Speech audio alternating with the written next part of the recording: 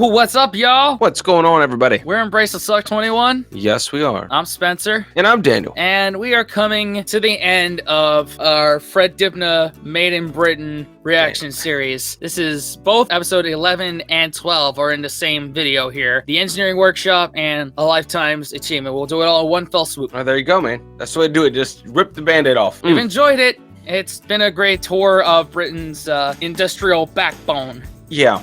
I would say that this is something that is so interesting that I never knew I could be interested in. Like, not in any kind of like bad way. I just like, that's real people with real, like, that's just the mud and dirt of it all. That's what made it move. Yeah. The salt of the earth, as it were. You ready to go in? Yeah, man, let's do this. I'm ready. All right. 3, 2, 1.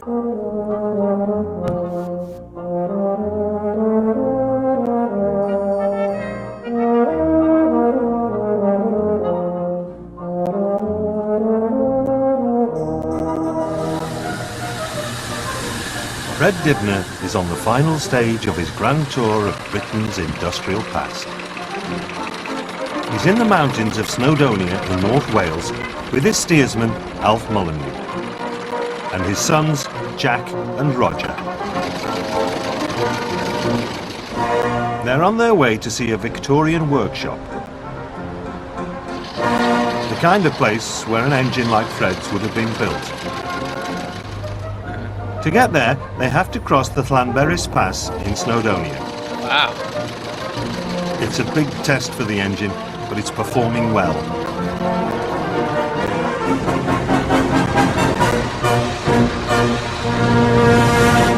After a hard climb, they reach the top of the pass, but they've used a lot of water. It's time to fill the tanks. But up in the mountains, fire hydrants are hard to come by. The only place they can get water is from a tap in the cafe up here. Oh my goodness. But even then, there's still a problem. We haven't got an hosepipe long enough. And then the taps are then, you have to keep your thumb on all the time. But keep them running, you know, water must be desperate on top of this mountain. Oh my God. With no hosepipe, they've got to use buckets and anything else they can lay their hands on to get the water from the cafe. And that means a lot of buckets to fill a 160-gallon tank. How far off top of it? We're nearly there now.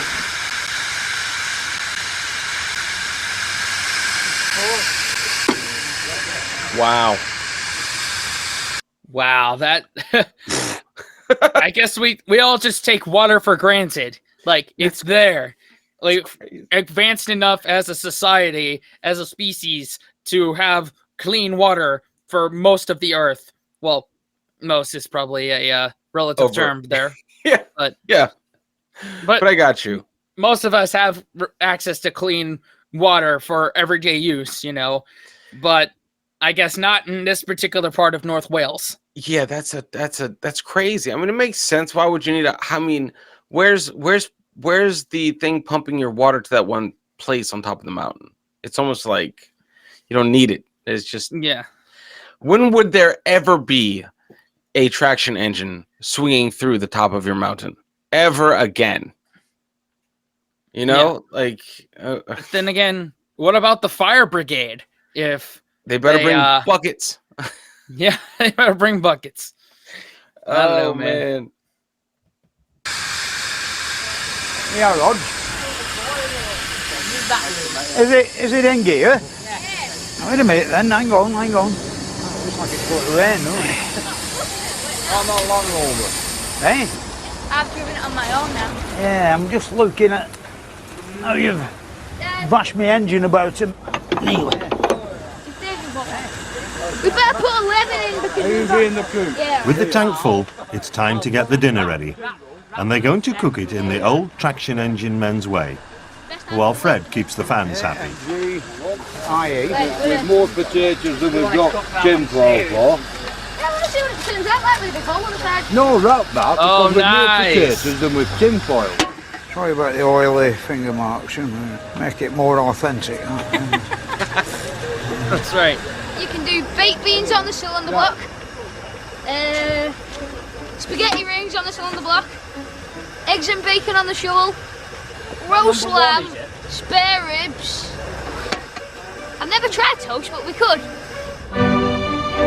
Hey, that's pretty nifty right there. Yeah. Cook it in the engine.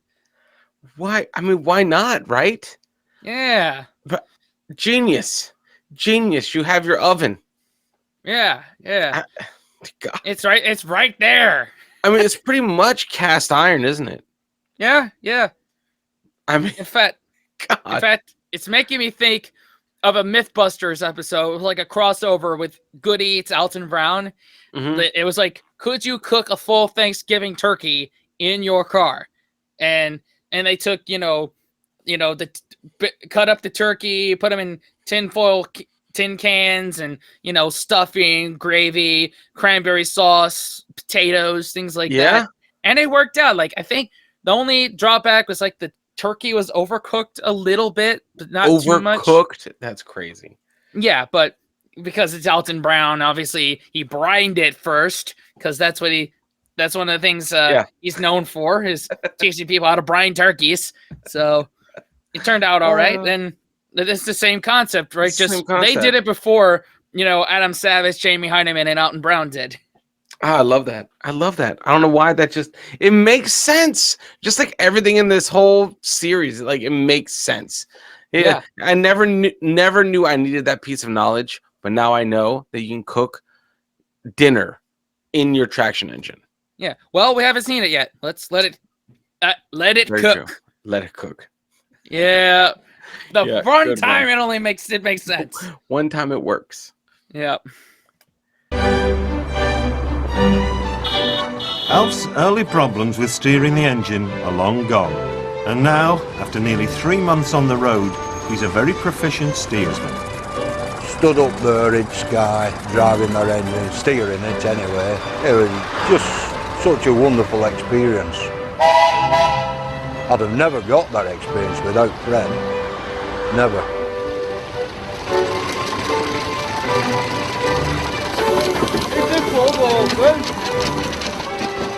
As ever, it's been hot, thirsty work driving down the pass, and Fred's in need of some liquid refreshment. Of course. Eh? I mean, you'd think, what time are the licensing hours in Wales, I thought they were any time now. Yeah, well, some people do. Well, They do that well at weekend, they won't bother opening during We've the had week. glasses on, I'll be able to tell you the time. 14 minutes past 1. Right, 14 minutes past 1.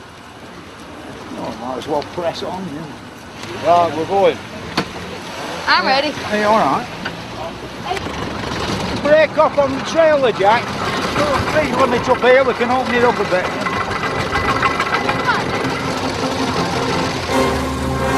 Now that the engine has been running, it'll do 15 miles an hour with ease. All right. It's in top gear, it was very fast. You should never try and change gear on a hill. I mean, you read all sorts of horrific stories about these super duper men in the old days being able to change gear on the run. I don't think I fancy trying that. Maybe on level it's not so bad, but on any hills, that's a bit fatal, I think.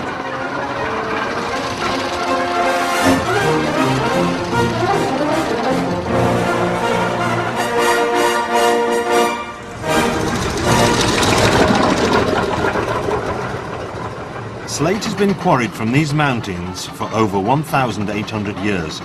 But it was with the coming of the Industrial Revolution that the Welsh slate industry really took off. Fred and his team are on their way to the Welsh Slate Museum down at the bottom of the pass. But before they get there, those potatoes need looking at.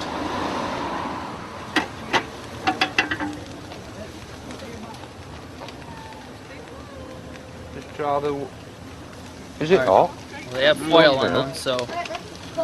That's done, that. Feels like it's done. They feel good. Get all the carbon off it and it'll be right. They're too hot.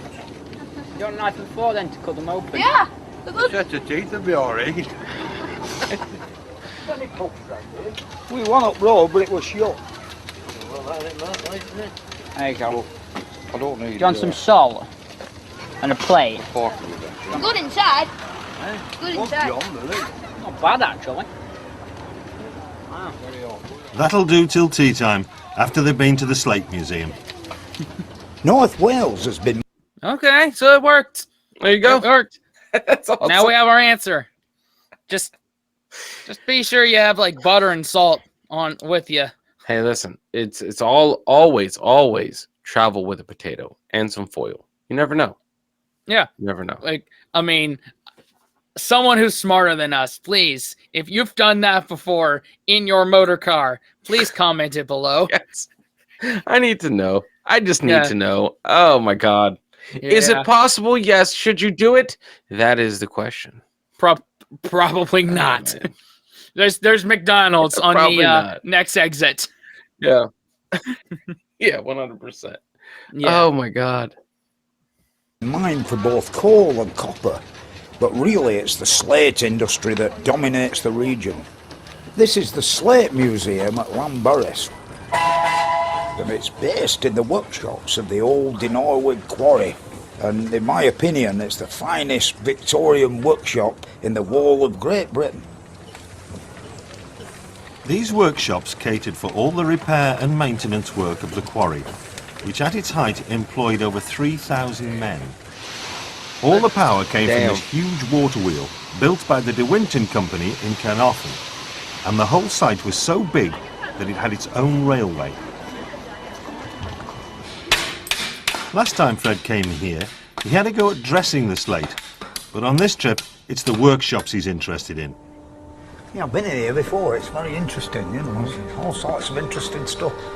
I mean, not for a lathe. Oh, I bet you could do some on that. Wow. All the machinery in this mechanic shop is driven by this line shaft, which is 1/8 of a mile long, and all driven from the waterway at the other end. And of course it's the type of workshop that my traction engine will be manufactured in. Good size of that one. Right. That's for turning wheels. It's like a wheel lathe. You know the ones in railway workshop where we went? Yeah. Well, that's the same thing, but you only do one side at once, as you might say. Yeah. Really, it would be wonderful to be let loose in here with about 60 ton of iron plates of different thicknesses and about 50 ton of coke, a few 45-gallon drums full of oil, and there would be no bloody end to what you could make in a workshop like this, because there's a machine tool of every description that you could ever wish to have. Here's a picture. It's a Wow. I love Fred's attitude about that. He's like, let's build some shit. Let's get to work. I just think because he sees life a little bit differently, man. He sees that what it was kind of stuff. Like back in its heyday, this thing was just mass producing, like cranking out 3,000 people, man. That's a big workforce, especially for back then. That's crazy. Yeah. That's a booming industry. Yeah, most definitely. Bits are big for our share, though. Yeah. Well, most of this stuff in here, isn't it? Yeah. I mean, look at that. Even in the olden days, no smoking. You thought they've all been going with the pipes, wouldn't you, and all that sort of thing. Yeah, I mean, when you think about it, in 1870s, you know, in here it'd be like Bedlam, you know, them forges in there. It'd all be roaring away from dawn till dusk, sharpening all the chisels and all the tools and the drills for them thousands of men up the mountain. Yeah, look at this, a shaper. It's a double-ended one, isn't it? You can do how you want with this. What would you make with the engine on this machine? Well, on our one, same thing at home. We've made the valve chest covers. When we were doing the boiler, and we had to make that piece with a slant on it. You know, we're playing the slant on it with the shaper. They were made about 1870 or something like that. A squirt or two of oil on that and, you know, put the belt back on, which is not here no more, and it will be away. At its height, Wales was producing nearly 500,000 tons of slate a year, 4/5 of all British slate. Wow. But this level of production came at a price. Slate quarrying was a very dangerous occupation, and in one quarry alone, 363 men were killed in accidents in just 150 years. Many thousands more were injured. Wow. The Norwich quarry closed in 1969. But some of the workers still live around Llanberis, and when Fred and Alf were down at the local pub, they met two of them. Yeah. Hello, gents. How do you do? How are you? I saw you steaming down this morning. Oh, right. Yeah. Whereabouts were you going? We went to the museum workshop, you know, which is How did you find a it? lovely place. Yeah. That's where I Yeah. served my time. Yeah, well- Started in 1953. Yeah, when the quarry was, going. There must have been a lot of opportunity for fitting and mending Oh, things. absolutely. You're telling me, because I remember blacksmiths there. 6 of them working flat out. It's nice to see them still there, isn't it? Being kept, Yeah, for they- people to see. The anvils as Bloody well. fires would hardly go out, would they? There's a true story about chaps from Carnarvon working at the quarry. What they used to do then, somebody came looking for a job, they had to knock on the door of the manager's office, and when he said come in, they used to take their caps off. Oh, yes, you have to take Showing the cap. respect to the manager. Well, this chap from Carnarvon came in, came there to look for a job, and he knocked the door, and the manager said come in, and he walked in with his cap still on his head. He said, do you know what you're supposed to do when you walk into the manager's office? You take your cap off. I come in here for a job, not for a bloody haircut, he said. That's a good, isn't it? Yeah, the workshop's something, isn't it? I mean, they have nearly. You could really make a locomotive in there. Oh, absolutely, with the big blades. They've got their own foundry, their own That's it. bloody millers and shapers and Oh, everything you could want. I never knew anything about foundry work. This chap came down from Scotland and he'd Yeah, been it a was. foundryman in famous, Coatbridge. yeah. And he showed me all the ropes about casting brass. Oh, yeah. I was lucky. That was the first Oh, day that's that the I best started way. Well, there. we've discussed this And on we this keep trip about learning how to books and things like that. We can. You can get a book, you're right, you can get a book written by an academic who's never done anything in his bloody life. And you, I mean, okay, he's a clever bloke, he can write it all down. Yes. But it don't really give you the final bit of how to do it. No, that's true. Like having an old man stood at side of you saying you're making a bugger of that is the best way to learn. Like making the boiler on my traction engine.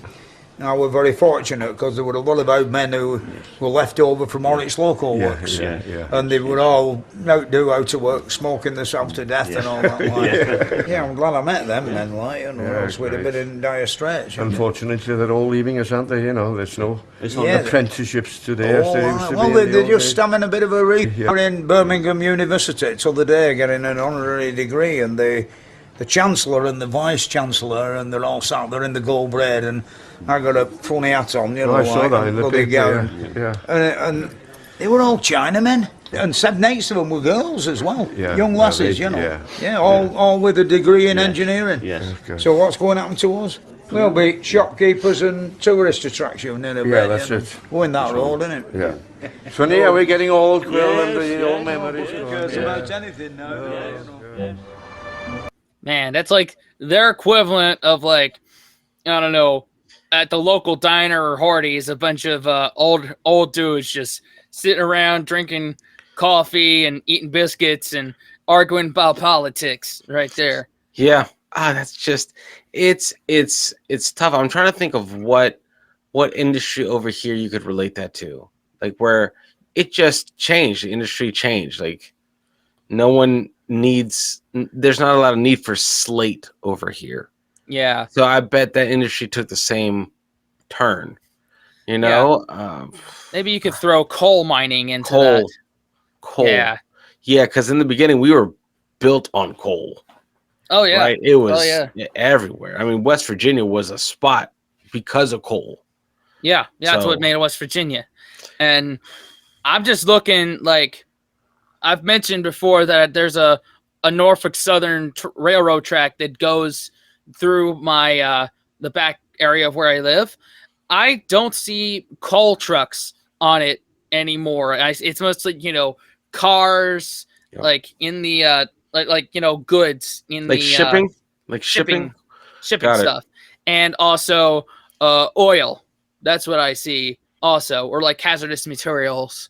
On those trains. I don't see coal too much anymore. Yeah, you know what? You're right though, because I do have pretty fond memories of looking at old trains and seeing what they're carrying. you know, and there would always be some sort of stone, which I'm assuming is coal, you know, and now like you said, passenger cars and materials, like shit, like, yeah, I don't know, man, that's crazy. So yeah, okay, coal is a great example then. The coal miners are becoming tourist attractions. Yep, and Slate areas are becoming tourist attractions over in Wales. Yep. At least at this time, it's likely the story in 2023. Maybe, I don't know. Someone smarter than us correct us on that. I love the comments on these videos because it's like, this is their everyday life. Like, this is like, they see the stuff he's showing us all the time. And that's how we learn. And I love that, man. Yeah. Jesus. Yep. Exactly. They've been on the road now for nearly 3 months. Alf's thoughts are turning to home. Well, it'd be nice to get home and see how Mrs. is coping. It wasn't work. It was an enjoyable holiday and a one-off lifetime experience. Traction engines, they're just such amazing machines, a lovely sight. You've got to take your hat off to people as keep on going and keep them off the road. But on the way home, they're passing one of the greatest Victorian wonders of Britain's waterways.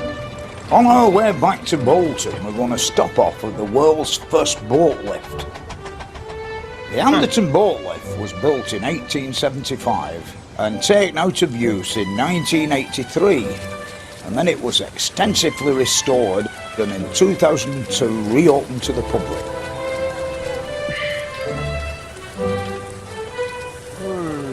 The boat lift is a black and white Victorian iron masterpiece with a checkered history. It was built as an alternative to a series of locks to bridge the 51-foot height difference between canal and river. The initial plan to build a flight of locks was abandoned due to a lack of space and the amount of water that would have been lost from the canal into the river. The lift was built to solve the expensive problem of getting goods from the River Weaver navigation up to the Trent and Mersey Canal. The goods mainly were pottery from Staffordshire and salt from Cheshire going back the other way. Changes in the design took it over budget by as much as £50,000. Really, you know, I think they did quite well getting it up in 30 months. I'm now going off to see Tim and Harry, who are going to give me a ride on the thing. Hi, good afternoon, Tim. Hi, how you doing, Fred? I'm all right, mate. Nice to see you. Are you going to give me a ride on your boat? Yeah, if you'd like to come aboard the Storyteller, we'll set sail. Nice. Well, here it is, Anderton boat lift. Yeah. The lift has 2 caissons, and each caisson can accommodate 2 narrowboats. What we're doing at the moment is actually in the aqueduct, which was built in 1875.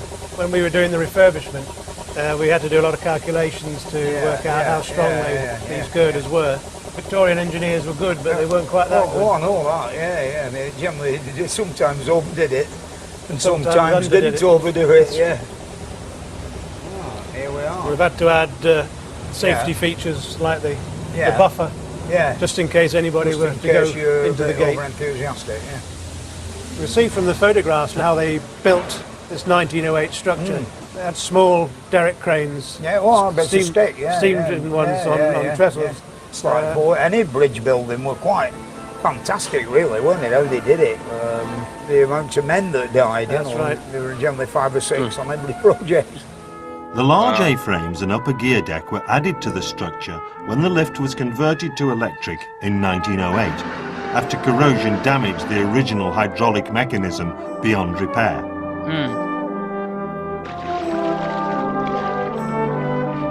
The lift was sympathetically restored to hydraulic operation in 2002 after an extensive £7 million overhaul. We took the main A-frames off as one piece, like giant Meccano, really, carrying the machine. You actually took the whole thing down? Yeah. And then re-erected it? Re-erected it about a year later, once everything had been refurbished. When the caisson's like full of water, like how heavy is it? But a caisson full of water weighs 250 tonnes. Both caissons are balanced at the moment. Yeah. And all we do is transfer the oil from one piston to another.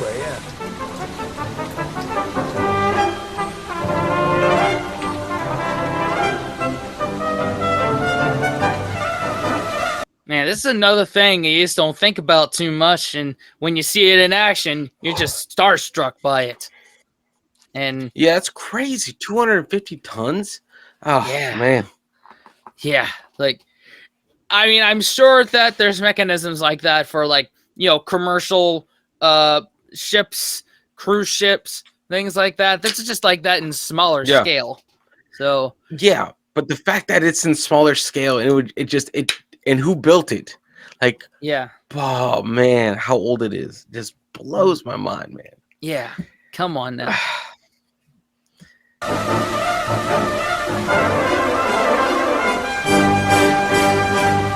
Here we are. River level. So we're out now, we can sail away to Liverpool.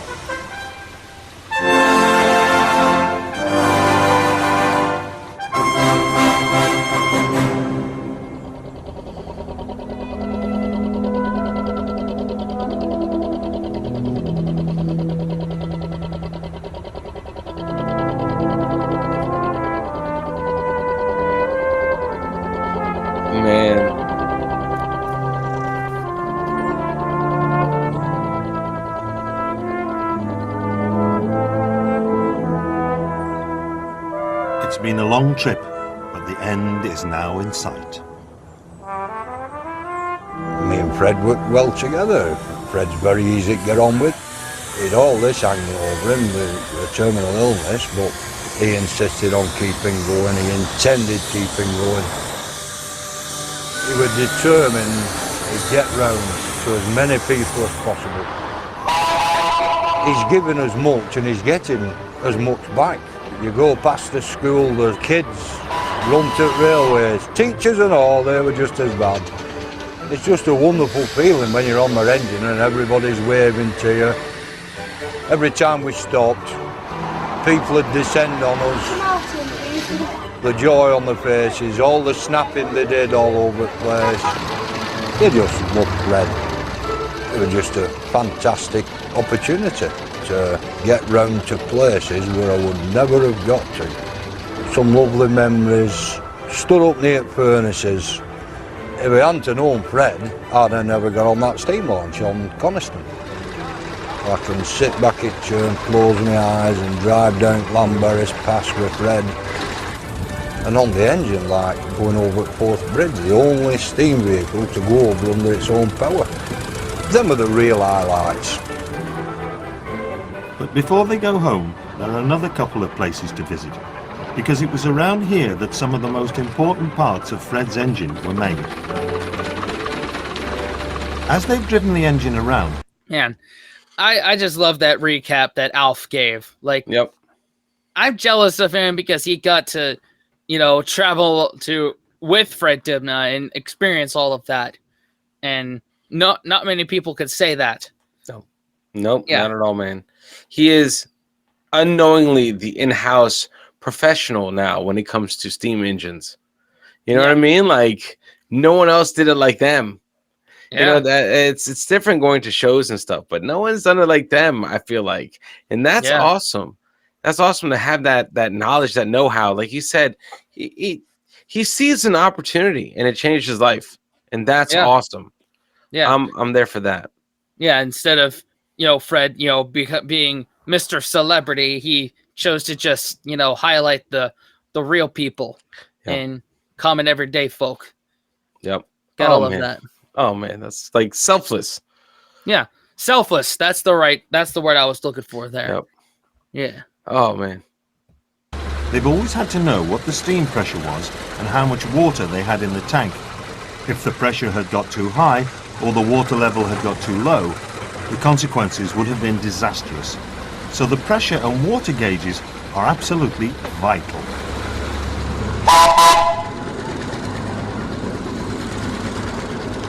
I've had a few pressure gauges from Budenberg's in Manchester. They make everything, all the works inside, the body of the thing. The only thing they don't do is the glass window in the front. In its heyday, the company employed over 500 people, but now they're down to just 60 odd workers. Wow. The Victorian workshops where this sort of specialist work used to be done no longer exists, but the skills are still there, even if the work is now done in a modern industrial unit. Just at the outbreak of war, that was one of the old gauges we made. All the movements were handmade. You know, it's a bit like clockmaking, isn't it? It certainly is, yes. And basically, the principle hasn't changed no, from the early days of principle, isn't it? 1850s, 1860s. Yeah. Steam pressure gauges are still handmade at Budenberg's, as they have been for over 150 years, under a patented design filed by them in 1849. Wow. The pressure gauge consists of an oval tube that's been bent into a circle, and the steam is offered into one end of the tube, which thereupon it tries to straighten out the tube. And on the other end, which is blanked off, there's a linkage that goes to a needle and tells you how many pounds per square inch of steam there is in the boiler. Wow. Yeah, one there. Wow, man. God, it must be. Man, that's another thing that we just take for granted. Yeah. Every day in all of our mechanisms, like in our cars with the those kind of, the needles there, and now it's all digitalized. So yeah, that's might be an art that's gone by the wayside. Yeah, man, that's awesome though. Like the same meticulousness that you need for clockmaking, you use for gauge making. I never would have thought that. Never. Yeah. See, that's the thing. Like this whole journey has led me to, I didn't know how much I appreciate this. Yeah. This is really a hidden gem. Yeah, it really is. I feel like this needs to be a required watch for everyone across the pond or anyone in general. Yeah, yeah. Of modern times, this needs to be in all British schools. Yep. About 15 years since or something like that, we stopped for lunch somewhere near Knutsford or somewhere that road on in Cheshire, and this pub. And this guy come in with a yellow silk scarf cravat with red spots on, the big tash, and he said, I see I've not got one of the hard gauges on your machine. And I said, who are you, Mr. Budenberg? And he says, as a matter of fact, yeah, he says. And I said, well, I'll tell you what, mate, at home I've got one, a lovely one, where I said it's really badly damaged. And he said, you bloody chaps all the same, you want it for nothing, I suppose. And then, we had a pint and bid him good day, but he said, I'll send a man and give it him. He took it away. And it came back, and it was like brand new, all shined up, new glass, new everything. Back on the edge of Bolton, they've one more visit to make. Some of the most important parts of the engine are the smallest, like the nuts and bolts that hold it together. And this is where Fred got the nuts and bolts for his engine. Thomas Smith's, or Smith & Bullough as it's now known, is one of the old-time nut and bolt workses, which produce about 800 bolts a day. One of the problems that steam enthusiasts have is that it's difficult to get the right nuts and bolts for their engines because everything is metric now. The beauty of this workshop is that they still make the old-style imperial thread sizes a traction engine like Fred's needs. Nah, look at that. They use imperial somewhere over there. You guys are all kind of confused, man. Like you're either in, you're out. You can't be both, but I guess you're both. Yeah. Wow. We learned that in the Geography Now UK when some are imperial, some things are metric. All I'm thinking now is that Simpsons episode where I think it was like Marge was at a town meeting and was suggesting that Springfield switch to the metric system, and then Abe Simpson got up and was like, metric system bad! My car gets 3 rocks to the hogshead, and that's the way I like it. Yep. Pretty much, man. Pretty much. That's so crazy, though. We do the same thing. Like, let me be like honest. Like, we have metric and imperial, especially for bolts and machined bolts. especially the like the decking screws and the decking bolts. Like, yeah, I get that, but it's confusing. And if you don't have the right one, there's no other. You need the right one. There's no close enough. Right. Doesn't work. Close enough. Also, grams and milligrams. If you're a little a bit of a bad person and do all them little bit of that, then you know all about metric. Yeah, that's the only thing that's taught our side of the pond, metric. Right. Is that having the scales and stuff, because that's still all metric.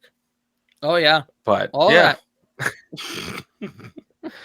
Oh my God. They don't look anybody about, so I ring bell for attention. No, you don't need to do that. I know them all in here. They're all nice lads, you know. Oh, I know the way. I know the way upstairs. Well, then.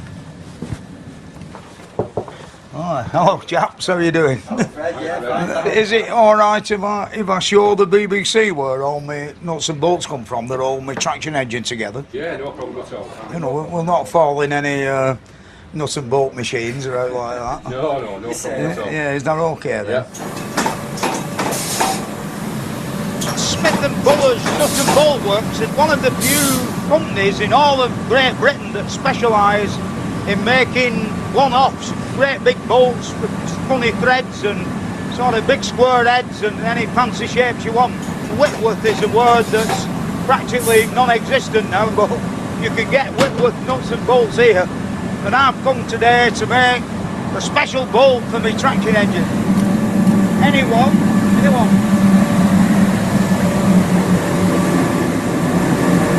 Manchester, Sir Joseph Whitworth perfected the standardization of screw threads, so everybody could make nuts and bolts that were all practically the same. Up until the beginning of the Industrial Revolution, threads and bolts and nuts had been individually made. I've actually worked on machinery where each nut was made to fit the bolt, and when you screwed them on, they waddled about as they went down until they actually landed on the face that they were intended to run. Whitworth realised that if all engineers could use the same machinery for making threads and measuring, mass production would be immediately possible. By 1860, all his measuring equipment and his standardised threads were accepted throughout Great Britain.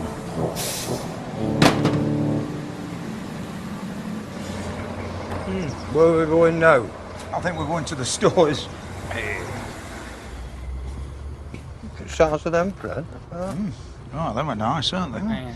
Beautiful. Yeah. Made in Anderton. Magic. Now then, John. Nah, Fred, what can we do for this time? We're scrounging again. Scrounging again, it must be our someone. tractor. Do you fancy a cup of water? Oh, yeah, we'll have a brew while we We'll talk. sort some of that. We used all them 1.5, 5/8 set screws for all the tyres on the tractor. We had the back wheels in the back kitchen and it were 3 inches deep in sward drilling all holes and putting threads down the holes for them screwing. Well, I'm pleased to say none of them have come loose, and it's had a beating. I was polishing round them only last night. Yeah. Good job. Yeah, my tractor's more or less all together by Mr. Smith's nuts and bolts. I can't remember whether I paid for them or whether they given me. I think it were 3 postcards we got for that with your picture on a postcard. That's what it cost you. I've forgotten about that. Some history in here, you know. So we keep managing keep going. Oh, but you're still here, that's the main thing. Yeah. We're going on a look at thread cutting shop. Yeah, man, a horse pipe. You just squat all up my leg. Yeah, we'll see if we'll put some threads on the end of here for us. Hiya, Tony. How you doing? And no yeah, put some threads on here for us. Do you want to put the thread on it? No.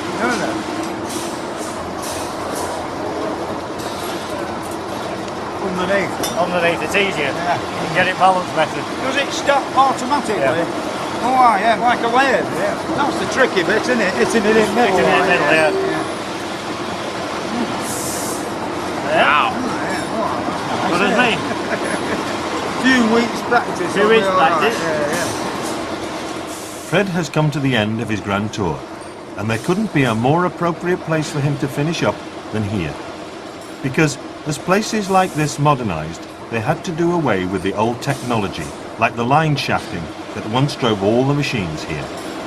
I remember coming by here about 20 odd years ago. Yeah. They were all lying in yard, weren't they? And they said, well, you can have whatever you want. But Fred was able to provide a good home for it. Yeah, it's all going round, you know. Yeah. Drives 18 pieces of machinery in my yard. From Smith Buller, it's just a short drive through Bolton Oh. to get back to Fred's garden. Since What's that? That's where he got it. He got his stuff from. Is Yeah, that yeah. factory? Yeah, yeah. All the stuff Oh. of his individual steam traction engine. That's where he got it. So Wow. Okay, I didn't know he got the actual machines, the ones with the belts and the whatchamacallits, that he got it from them. That's crazy. yeah, That's crazy. they're in his town of Bolton. Yeah. So What a fitting end. yeah, yeah. Since they left here 3 months ago, Fred and Alf have travelled over 1,000 miles, and the crazy. engine has had a really good road test. Goodness There's gracious. now a bit of fine-tuning needed before Fred can set off on his most important trip. He's going to complete his grand tour of Britain by driving down to Buckingham Palace on his engine to receive his MBE from the Queen. No way. What? No way.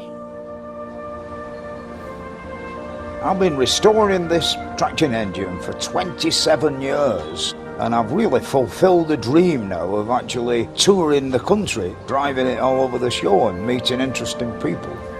But I've one more long journey to make, all the way to London, to meet the Queen and receive an MBE for services to industrial heritage and broadcasting. On my way to London, we've stopped off at the Great Central Railway, which is one of the best preserved railways because it's got a double track like proper railways did have. Most preserved railways are single line affairs which were once branch lines, but this is proper main line affair. Oh wow.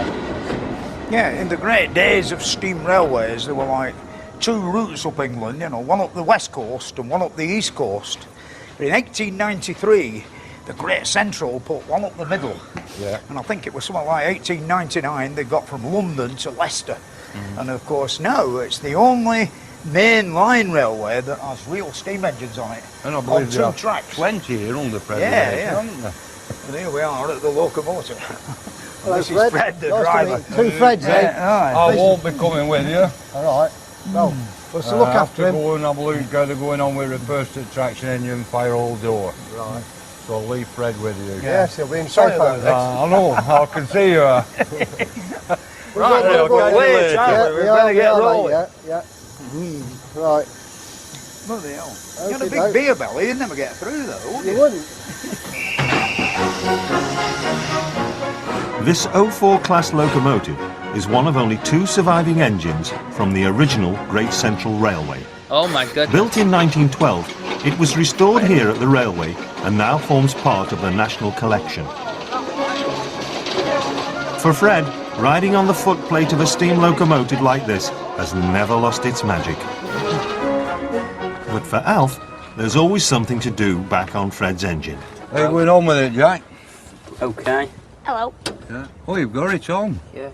Is it working all right? Opening all right? Yeah. You're happy with it?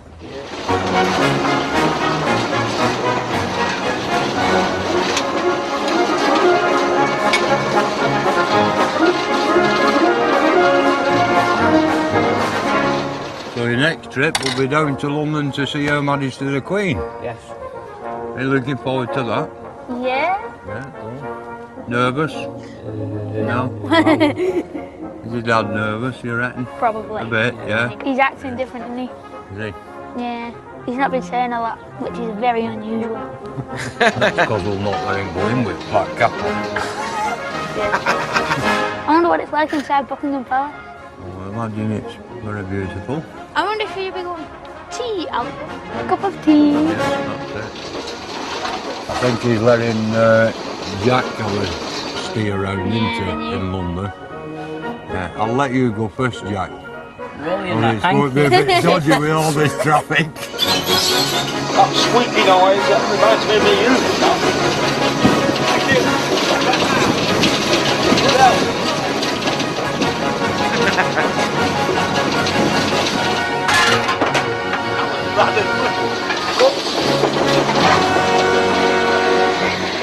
How many tons have we got behind with the carriages?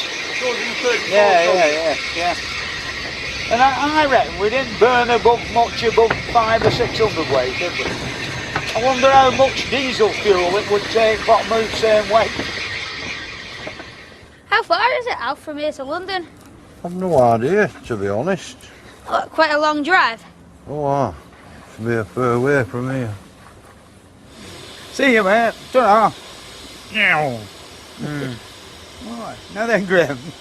That's I'm gonna say it again. I've said it in other episodes. That's my dream right there. Yep. Oh, I drive can't wait, man. Drive one of those big steam locomotives, Grand Central Station. It'll happen, dude. It'll happen. Mhm. You know, like you never know who's watching. Yeah, So, exactly. We met everyone from across everywhere. So Yeah, I'm sure someone has an in. somebody has to. Yeah. Did you like that? I did indeed. All right, we're all right. Right, We're we're going going to have a look around at the Craig, engine yes. shed. Yeah. And this is where the engine was restored. I'll introduce you to Fred Dibnah. Right, Fred's how do you just do? been out on the 04, and Craig's the man who rebuilt that engine from a Yeah. pile of bits. Yeah, I've heard. And Craig served his apprenticeship with us. He's learned more about steam while he's been working with us than anybody else here. A So good thing for a young man, that, isn't it? it's wonderful to see young men like this Yeah, coming through. yeah. I'll leave you two to chat, and Yeah. I'll Thank see you you. later. Yeah, all right, okay, mate. thanks. Yeah, we've just had a good run down the line with an engine driver called Fred on. All right, yeah. On one that you've done up, haven't Yeah, you? did you enjoy it? Yeah, it was there, yeah. Well, basically, it took me 3 years to complete well, it. it was, yeah, I had to strip it all down and Yeah. take it all totally to bits. What a pleasurable thing to do over a period of 3 years. Well, it Pull the was, yeah. locomotive bits and put it back together. Yeah. Yeah, what about the boiler? Basically, the boiler, basically a full retube, a few stays here and there. Yeah. But apart from that, it was All as right. good as was Oh, when it came out of the 1912 works. it was made, wasn't it? It was, yeah. Wow. Yeah. Yeah, did you have much like with the bearings and all that part of it? Like? All the bearings were replaced, Yeah. the coupling rod bearings. Were they different wrong bearings. with journals like, or were they all nice and smooth? They were fairly smooth, but we had them. Had them skimmed, just to skimming off, get them yeah. back to new. Yeah, I'm a bit worried about my tractor. I don't know what I made the front bearings out of, but there's a very weak solution of gold paint coming out with the oil, right, you know. yeah. Something wrong somewhere, you Yeah. know. You've got to be careful, haven't you, when you're getting things out at scrapyard. You are, definitely. Yeah. Hello, mate, how you doing? Well, we're getting there. Yeah, well, it's all looking well. Did you getting manage to get fire all door on? He's done a good job, Jack, has, with that fire very all door. good. It's Right. perfect. It's a good job. I've been having a whale of a time steaming up and down on all these nice engines. We know. I'm having a Guinness. Where's my chair? I need to sit down. Hey, it's nice and peaceful here, isn't it, Rog? Yeah. Reminds me of when I was little and I used to go and sneak onto railway sheds in Bolton. That have all gone now, you know. Yuppie houses all over it now. Yeah, we're really good. Happy days. And here we are, sat here, miles away from home, in Loughborough, in a nice, interesting place, eh? Yeah, it's lovely, isn't it? Yeah. On a Saturday morning, I used to climb over the fence and go up this embankment, and my uncle was there with his steam engine. And when I was about as old as you, and he used to let me get on it, and all Saturday morning, chuff, chuff, chuff, up and down, shunting coal wagons. And then at 12 o'clock, he had to take it back to the engine shed, so I had to vacate, you know, I had to get over the fence and go home for my meat pie. Yeah, there were a pub, you've seen it, on Manchester Road, called the Wagon and Horses. Oh yeah, I know And it. it had an iron ladder out of the sidings down into the backyard at pub. And I'm not kidding, it was as shiny as that regulator handle on that engine down there with the usage that it had. And all day long it was full of railway men either going on duty or coming off duty. And on a Saturday night and a Friday night, it was chock bloody full. You couldn't get a pint. And on the big bridge over at Main Road, it'd be like a black five with 40 wagons of coal, blowing its head off into the sky. And driver and fireman in the pub, we'd just have another before we set off. And then when they got up the ladder and on the engine, you know, blasting on the whistle and away they went. And all. And you don't get arrested nowadays for behaviour like that. That lamp I've got at home on mantelpiece, Lancashire and Yorkshire Railway, Manchester, Victoria. This guy, he were a shunter, you know, man with a stick with a hook on the end. And he were in the pub this night, drunk as a rat with that on the back of his head, you know, like Will A in that film, Oh Mr. Porter. Drunk as a rat, like, you know, and I says, what are you going to do with your lamp? And he says, buy us a pint and you can have the bloody thing, you know, and he gives me a bottle of a pint and he give it me. Yeah, he'll be gone and all now. But I've still got the lamp. It'll be yours someday. Oh.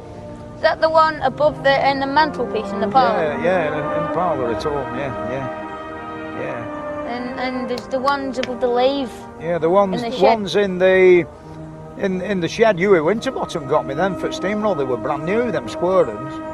Can have them as well.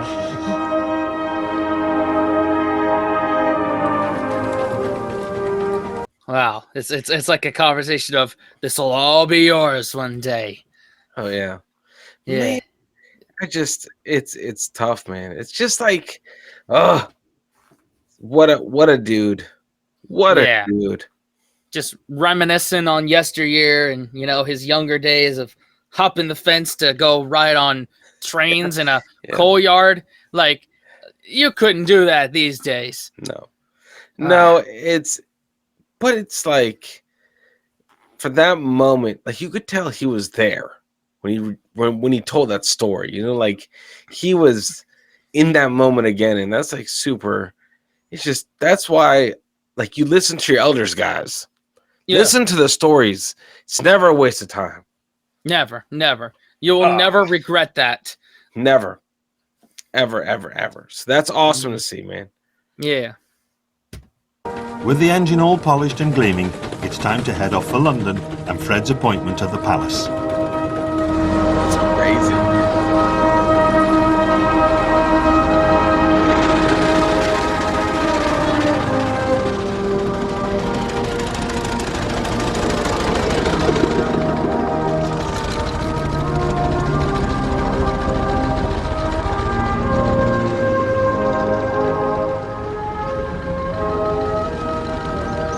I'm enjoying this trip, Neil.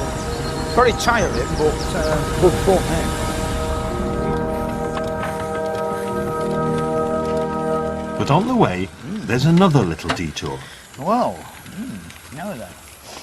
Yeah, while we're here on the edges of London, somewhere near here, there's the Crossness pumping station with 4 great big beam engines in that have been here since 1860, which I think we should go and have a look at them. They're quite splendid. I think the finest Victorian cast iron work in all of London. The Crossness engines are on the River Thames near Abbey Wood in southeast London. So it's been quite a detour for Fred and his team. But he's wanted to see these engines for a long time, and he knows this may be his last chance. Here we are. Right, disembark. Put the brake on, Roger.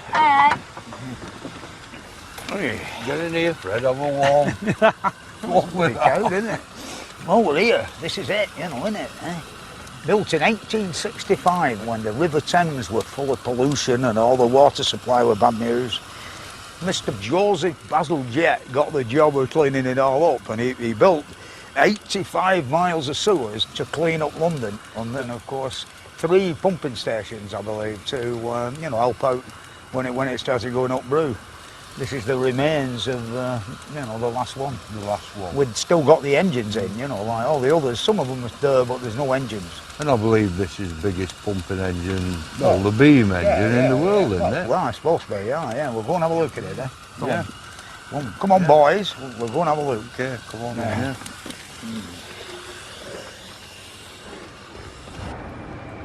Yeah, while El's fettling the engine, I'll show you these brilliant steam engines, these 4 biggest steam engines in England, or maybe even in the world, built by James Watt. Originally, they had 12 Cornish boilers that burn 5,000 tonnes of coal every year to make them all go, you know, provide the steam and pump the raw sewage of London down into the River Thames. By 1920 odd, it were all over with, you know, they were derelict, finished, redundant, and they were heavily vandalised.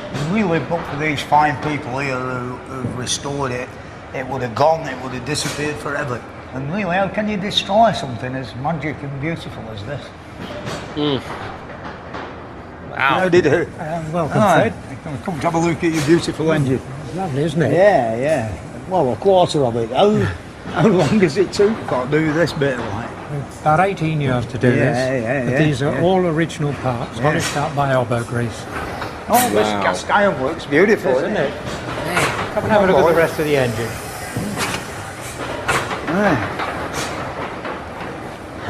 And there you see the crosshead going up and down. And Mr. Watt's famous parallel link motion. I think the fascinating thing about it all is to see that mass of the crosshead coming down and stopping just that much. It's about 5/8 of an inch off. Not much more than that. I wonder when they put it up at first, if they had any fun. You know, we better take another quarter of an inch off here, like. Wow. Is this the top end of the valve gear? Yes, this is the inlet valve, and that's the exhaust valve. And the inlet Oh shoot! I mean, I do valve that. has this trip mechanism, and what that does, it trips the valve shut at a certain position on the stroke. Yeah, about a 7-foot stroke. 9 foot. 9 foot? Yeah. Well, we go up to the... up to the beam floor. Yeah, the main spindle. Oh, there we are, Fred. There's the beam. 42 foot long. Yeah. And weighing all of... 50 tons. Yeah, which is an awful lot. Makes you wonder how they got that from Right. doesn't it? These are the counterbalance weights. Yeah, that were put on after it had been compounded. Yeah, to compensate for the weight of the additional cylinders. The beam was cast in Birmingham. Oh, who did that? Benjamin Goodfellow. Benjamin Goodfellow of Hyde, yes. Not so far from Orley Lund. Unfortunately, they're no longer in business. Oh, no, none of them are. They're all gone. But we've managed to get the drawings with the Manchester Museum. What we've tried to do with the whole place is to pick up what we think was the decoration they had in those days. Wondering whether we could go downstairs and have a look at some more of the decoration. Where it's all very beautiful. Yeah. And it drives on teeth behind the flywheel. Hello, Peter. Fred, can I introduce Fred Basil Jett's young Sir Joseph's great-great-grandson. Great-grandfather, yes. Oh, yeah. 3 generations away. Yeah. That's right. So, can I leave you to Yeah, sure, thanks. Oh, see you later, John. Fred, I want to know first, is this the smallest, biggest, middle size? How's it compared to other engines you've seen? I think I've seen a beam engine quite as big as this one, because the length of the beam up there alone is 49 tons, or nearly 50 tons. And I think all the others I asked about were only like 30 odd ton, you know, which is... it's one up for Crossness there. I'm very pleased with that. Now, how much good London excrement do you think this used to lift every minute when it was really working in the 19th century? A few hundred tons out there, yeah. The whole system did, and this one on its own would do 120 tons of effluent a minute. Yeah, or there's another words, isn't there? Can't say that on Family the show, family show. Yeah. But what a task, eh? Cleaning up London of cholera, typhoid. Wow. I think I can be proud of that. Yeah, well, I should be, considering he was your great-granddad. To me, you never cease to wonder how they had such forethought to make everything big enough. I'll keep going right up till 100 years. You know, I mean, now we make things and they're only designed last 20 years, aren't they? Well, it's true. I think Sir Joseph Bazalgette would have got into trouble nowadays for spending too much on the system, because he over-specified it, and that's why it's lasted 150 years. Still doing the job it is today.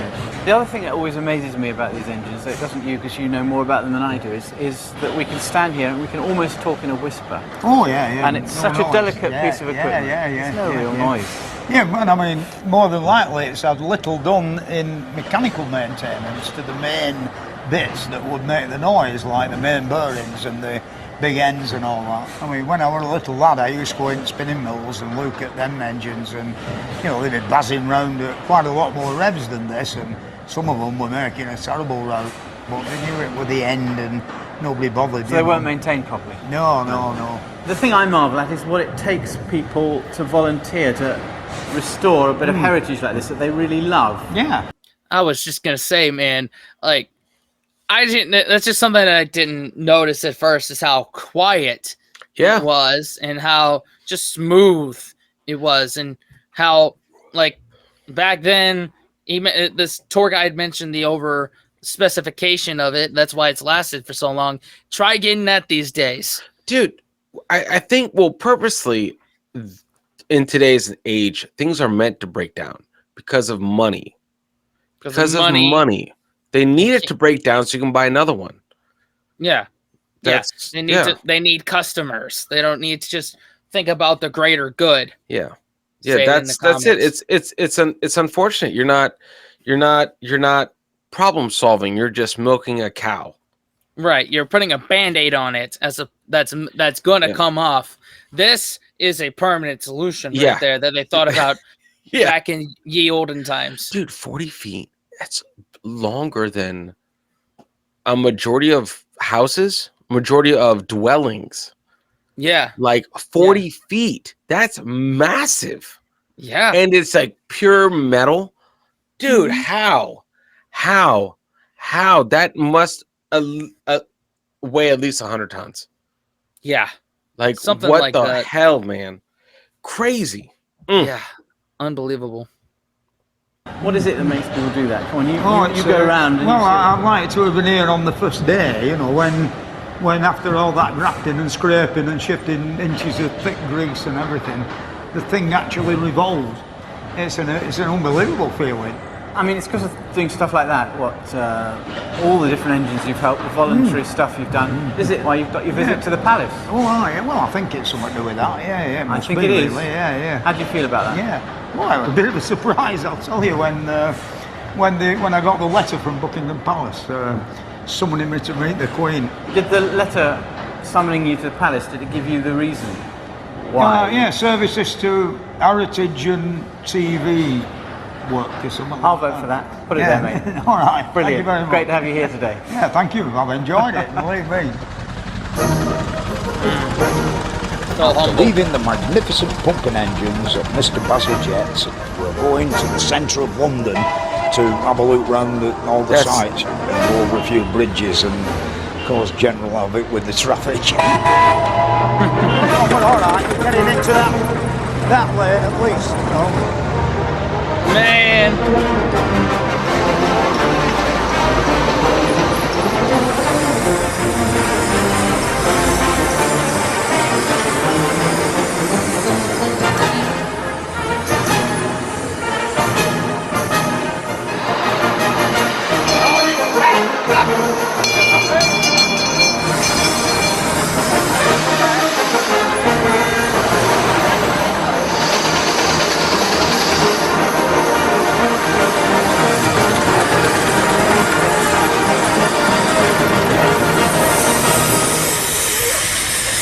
And even now, there are still some problems with the engine. Oh, man.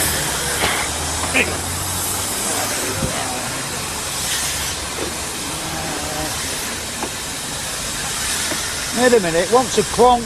Oh, I'm getting hammer. Have to mend this when we get back to base, you know. That's it. Oh, the engine's going very well, but the one or two small faults like this plug, every time you go over the bump it goes further down and we can't turn it on. I don't know how much water we've got in it. Yeah, it's above the hole. That's all right now.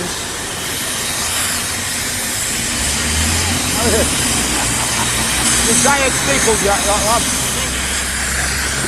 Mechanical engineers.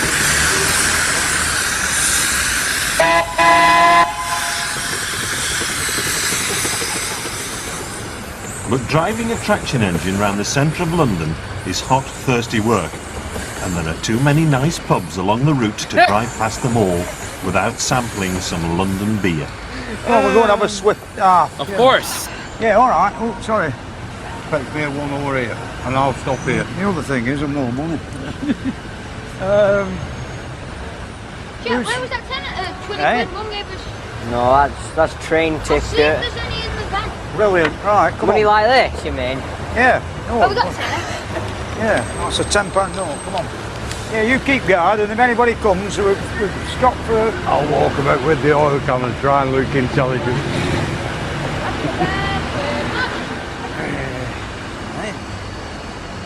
Are you nervous? The Why should I Sherlock be Holmes. nervous? Oh, the Queen, remember? The little medal. With my gong, my gold cross. Yeah. Yeah. Anyway, what about this trip round London today? What did you see that was good? I think we smoked Tony Blair out of Big Ben. No, we didn't. We gassed him. We've got some super coal, radioactive, no smoke. Yeah. What do you think, Jack? About the buildings we've passed and all that? Nice. Yeah.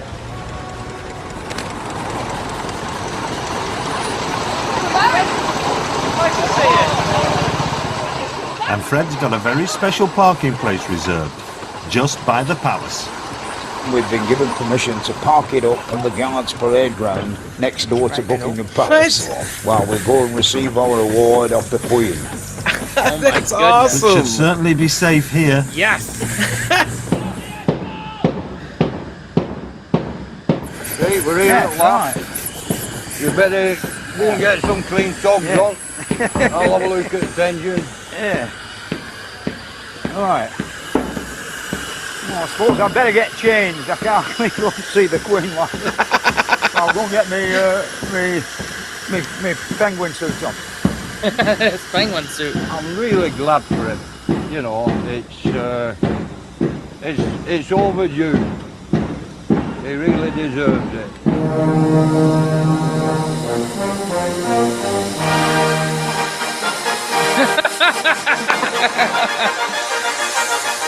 I'm ready now to go and see the Queen. That's awesome, man. Oh man. Come on. Come on.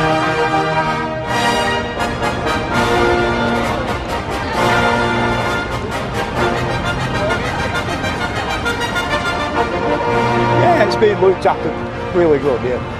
No chance of it getting vandalised. We left it being guarded by some soldiers. Are we in the right place? Right. Brilliant. I never ever thought I'd ever be coming here like this. We're going to get some letters up for you, so going back down the other side. Yeah, well, there's still plenty of room for steeplejacks in London, you know. Where I live, there's nothing standing up no more. I wonder if you want some repairs done on a purple. Yeah. You enjoy your day. Take care. Have a nice day. Who's next? Yeah, the braces I've got on, gentlemen, at present. The back connection is the buttonhole in the back pocket, and the front are the two tightening up pieces. But there's no belt lugs on these pants. Yeah, well deserved. But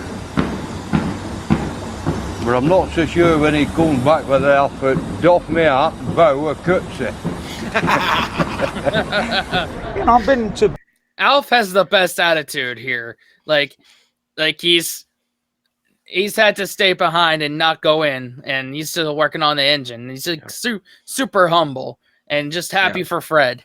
He's the kind of guy that like he is the ride or die, right? He hear me out. Like that's just such a good friendship. Like you come to your friend like, hey man, let's do this last hurrah kind of thing. Yeah. And yeah, he's probably busy. He probably has shit to do. He probably has a bunch of stuff that's pressing on him. But he's like, F it. We do this once. And goes. And because of that, his life is so much more fulfilled. Yeah. Because 100%. Of Fred. And it's like, dude, Fred is just different, man. He's just good friend, good different. Dude. Just man, it's awesome. Yeah. Just, good.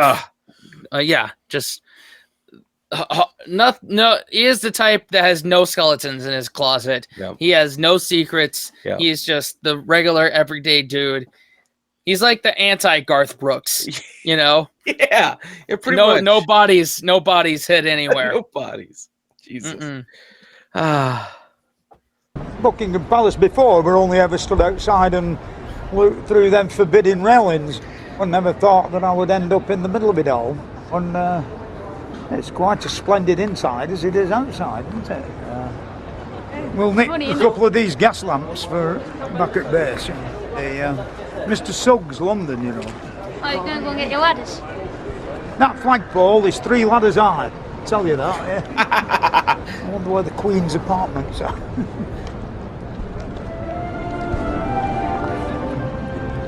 Dr. Frederick Dibnah, for services to heritage and broadcasting.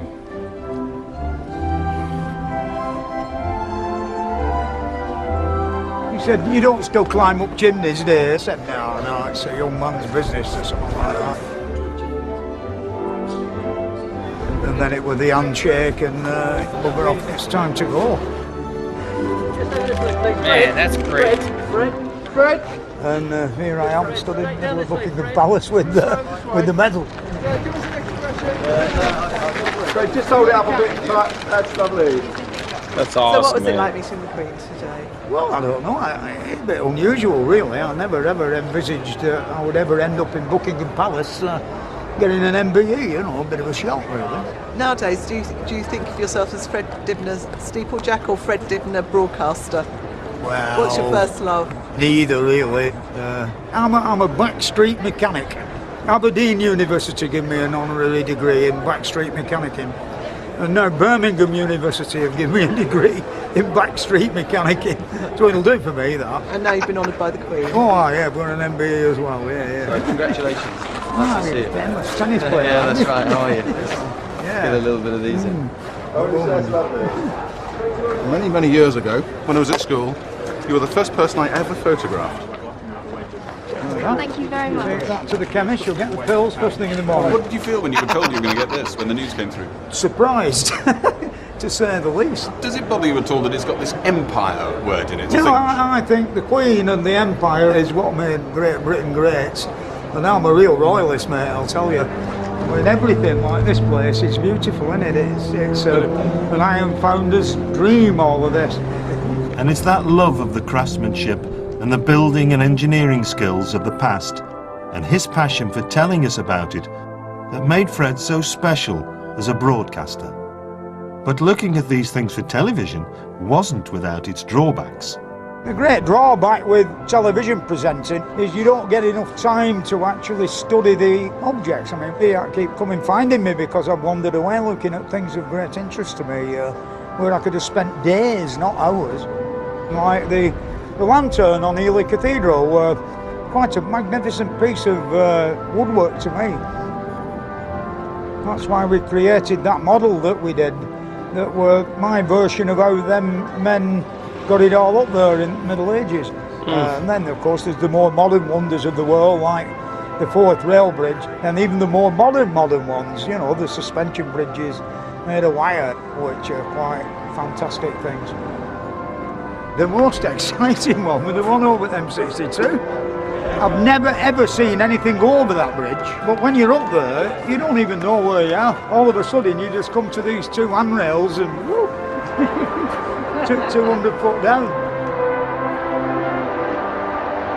Of all the people that I've met, they're like the lads who really do it for a living proper, like the steam hammer men in Sheffield. They were like, no talking, like a team, perfectly rehearsed in every move. That to me were brilliant. I just like that style of workman, like boilers and riveting and all of that sort of thing.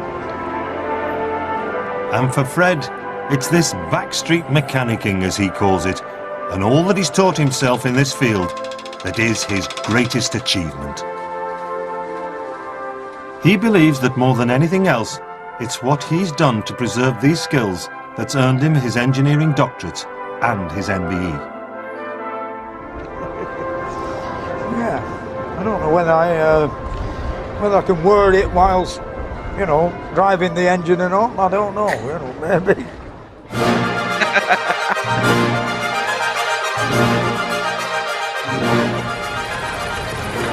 That's it. A lifetime's ambition fulfilled. Now it's time to celebrate. And what a way to see the sights. Do you see the big The London Eye, that's called. Yeah, all the ridge tiles on the houses of Parliament, they're all cast iron. There's lots of beautiful buildings in London, isn't there? What about Big Ben then, eh? We've been up there, you know. Right amongst it all, where the bell is.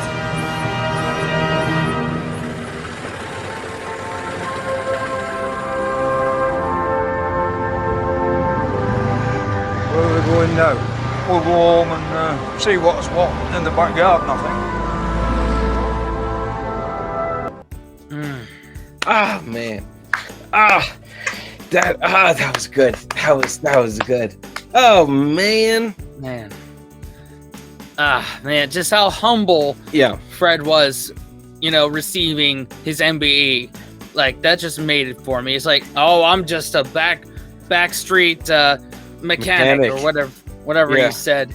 Like, I'm just a regular dude. Just wanted to, look at that kind of stuff. And like, that's so true with like TV presenting and even just kind of what we do when it comes to educational stuff. It's stuff you could just learn about forever and ever and ever and ever and ever. But it's in a limited amount of time, and we're constrained to the attention spans of people on the internet. Yeah, I know, man. I love that, man. That he got that award representing everyone he visited. All those hardworking people, that's their award as well. Like that's like the blue collar. Like here's our stand. Like we got this. We got our time in the spotlight. Fred was just the one that accepted the award for us all. Yeah, and I like that. Yeah, because that's really everyone's award. That's the working man's award. Yep, right there. And I feel like there is no one better to accept that award rather than Dibnah. So what a great like series. What a great everything, man. It's just so wholesome. Damn. Yeah. And to know this was Fred's like swan song in terms of his career, like that just made it hit right here. Yeah. Man. Oh. Yeah. It's good. And I hope it's like something I would love to do one day is have like a docu-series where I go around interviewing I don't know what or who, but like give the little guy a chance. Ooh, and I would love that. The real honest, hardworking folks of where I grew up in America. I mean, obviously it's a much bigger task than, of Britain, but is it though? Because of all the rich history of Britain. So the two are not comparable. Not comparable, but I think definitely it needs to be done now. The more spotlight gets brought on the every man, the better. So I'm there for it, man. Absolutely. Just good. Yeah. I feel good. It always warms the heart. Yeah. And I love the fact that we're doing, docu-series like this. Oh yeah. Definitely, education type stuff. Yep. Yeah. This whole thing in Dibnah is like a million. Thumbs up. I love it. Man. So love this. I have no idea at this point what our next series is going to be. If it's going to be another Dibnah, if it's going to be some other docu-series, but you'll know soon enough about what it is. Yep. Anyway, thanks for coming on this journey with us, everybody. Somewhere around to subscribe and watch another video if you're here just for the first time. Either way, wash your hands, scrub your toes, wipe your butt, blow your nose, embrace the suck. Unplug and do something epic, guys. See y'all in the next one. Later. Fellas, we can be that mistake. Let's do this.